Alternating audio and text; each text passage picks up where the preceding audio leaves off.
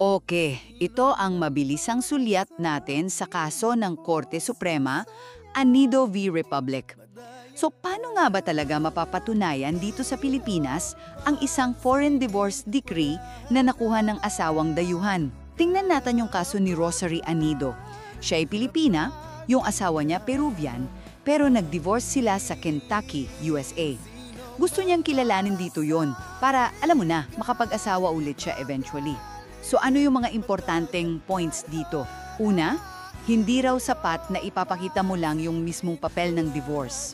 Importante to ha, kailangan mo ring patunayan yung batas doon sa lugar kung saan nakuha yung divorce, in this case, Kentucky law. Kailangan ipakita na okay lang sa batas nila na yung dayuhang asawa mag-divorce at pwedeng magpakasal ulit. Yan ang sinasabi sa Article 26, Paragraph 2 ng Family Code natin. Pangalawa, linawin natin ang batas na kailangan patunayan, yung batas ng Kentucky, kung saan nag-grant yung divorce at kung saan sila parang naninirahan, hindi yung batas ng Peru, kahit Peruvian yung asawa niya.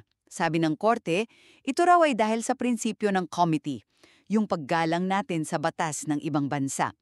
At para maabot yung purpose ng Article 26.2. At pangatlo, tungkol sa ebidensya. Medyo nagkaproblema si Anido dito. Kasi yung piniresenta niyang proof ng Kentucky law parang printout lang, tapos may sarili siyang attestation. Kahit notarized, hindi raw yun sapat according sa rules of court. Specifically, Rule 132. Kailangan daw yung official publication talaga o yung kopya na may tamang certification at selyo mula sa consulate.